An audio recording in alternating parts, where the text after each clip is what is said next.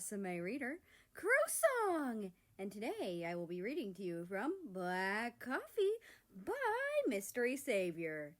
Now, on to Act 1, Chapter 19. Why the bloody hell do people think I'm good at befriending people? Don't forget that one time I started a war, or that other time I started a war, or the other time I started... We get it, Dad. You're a terrible country. Get over yourself. America chuckled as he scrolled through his phone. Yeah, but at least you didn't make an atom bomb. Or a million. Australia snickered, earning a playful punch in the shoulder from her eldest brother. I don't have a million, Oz. I beg to differ, you sadist. Amor, you're going to be fantastic. I just know it. France assured, cutting off her children's bickering while she slipped on a very fluffy wool coat. I'm sure whoever Canada has picked will have a very accepting family. Right, Erhabo? The French is for love and maple. America chuckled when he heard his mother use his nickname for Canada. It had caught amongst the family. Like most of the nicknames, he awarded his siblings. Canada usually got on as Maple, Australia as Roo, and New Zealand as Kiwi. America even had a nickname of his own, of either Starboy or Spaceboy. The family couldn't quite decide. Canada had once called him Soda, since he heard Australia call him that all the time, but had gotten a stern scolding from his younger sister for not being creative, and she told him that if he was to call America that, he had to credit her every time. Needless to say, Australia was the only one that called him Soda from then on. Oh yeah, Yuki's family is so lovely and understanding, Canada confirmed, smiling at the memory of his dinner with the family. Their dads were super nice, and their siblings were really funny. There? Britain asked with a raised eyebrow. I thought Ukraine was a boy. New Zealand, who had been quietly reading in the corner, rolled her eyes at her father's absent-mindedness. Dad, Maple said Ukraine was gender fluid, remember? New Zealand sighed. Their gender changes on how they feel each day. Since I'm guessing Canada hasn't talked to them yet today, or at least hasn't asked them, they're neutral until we can confirm either they're male or female. Britain groaned, throwing back his head and slumping into the comfy navy armchair he was nestled in.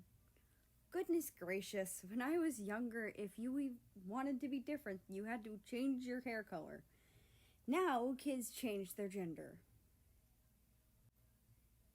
France made an affectionately exasperated noise as she threw a pillow at her husband's head. Chien, you can't say things like that when no one can tell if you're being sarcastic or not. The French is for sweetheart. Britain chuckled at the pillow's appearance and mockingly frowned at France. My sarcasm wasn't obvious. Dad, you sound serious 24/7, America mused. He was sitting behind Australia on their spacious couch and braiding her long auburn hair, having long since abandoned looking for week-old memes on Instagram. I know, the UK whined, throwing his arms up dramatically. When in front of the family, he was always so extra. When do we need to be at the rink? Kiwi asked Canada, biting her lip. She was probably the only one who was worried about being late out of her siblings besides Canada, So, really, Australia and America were the only family members who were being super chill and weren't fussing. Weirdos. 11. Canada answered immediately, his eyes darting back and forth between his sister's face and the Eiffel Tower clock on the beige wall. Why do we have to go skating again? Australia grumbled, munching on some strange food she had called fairy bread. It was white bread covered with butter and sprinkles, or hundreds and thousands, as she called them. She had been trying to convince all of her family members to try the stuff, but so far had only managed to win over America, to absolutely no one's surprise. I still can't believe you don't know how to skate, America teased, undoing Australia's braid and fishtailing it. Unlike all you whack jobs, I'm not interested in cracking my skull open on frozen water. She shuddered, hugging herself. New Zealand glared at her, unamused. Need I remind you, you take care of poisonous snakes, violent birds, and aggressive reptiles for fun. Australia gasped dramatically, straightening. Are you implying Sir Scaleston is aggressive? You literally threaten people with him. Do not. Do so. Do not. Do so. Both of you be quiet, Britain scolded, silencing his daughters. Australia, stop driving New Zealand wild. It's not my fault she's... Wait. Australia narrowed her eyes at her father as everyone in the room caught on. Was that a fucking pun? Britain looked mighty proud of himself as his family groaned simultaneously. I hope you and Ukraine's dads don't have a pun war, America complained, cringing at the thought. Britain's eyes twinkled. Great idea, son. Canada shook his head as France deflated onto the arm of Britain's armchair, and New Zealand bashed her head repeatedly into her book. Australia flicked America's forehead, and death stared him. What was that for? For giving him ideas, you dumbass. It's not my fault he's an ass. Hey, Britain cut him off sternly.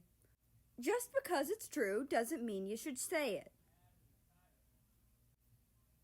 America snorted, finishing off Australia's fishtail. Whatever, old man.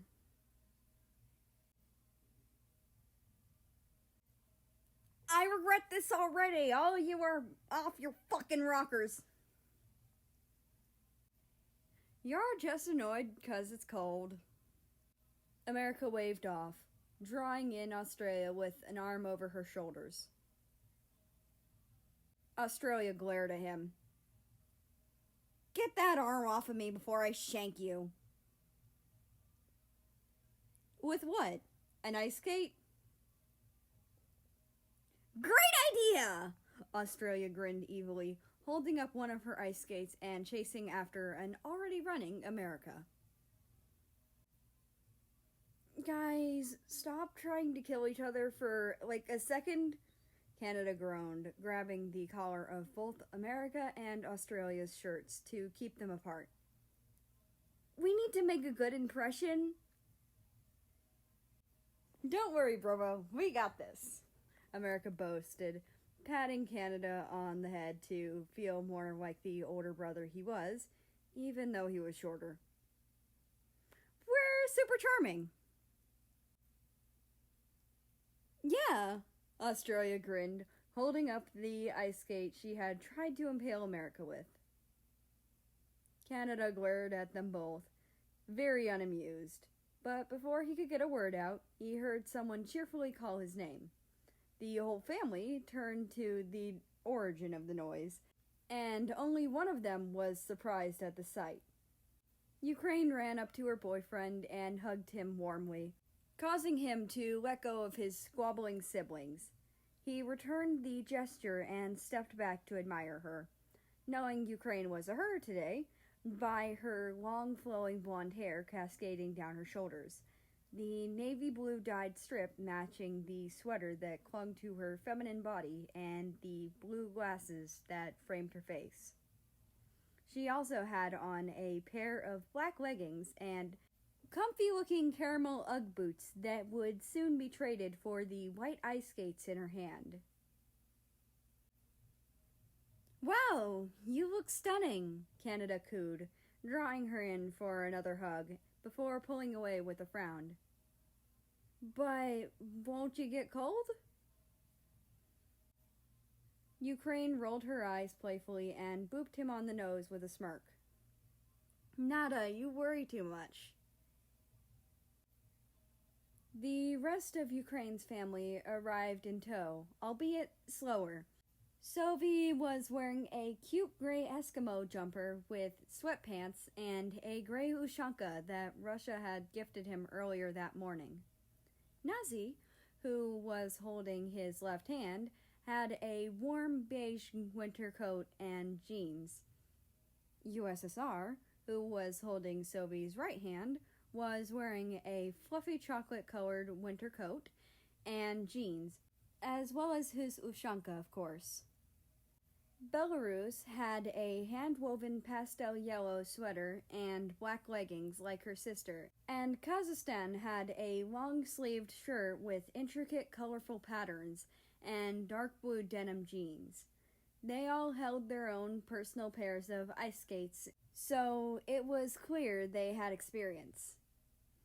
As everyone greeted each other with handshakes and the like, America narrowed his eyes at a smug-looking Russia in a pastel purple t-shirt and jeans. "Oh, come on!"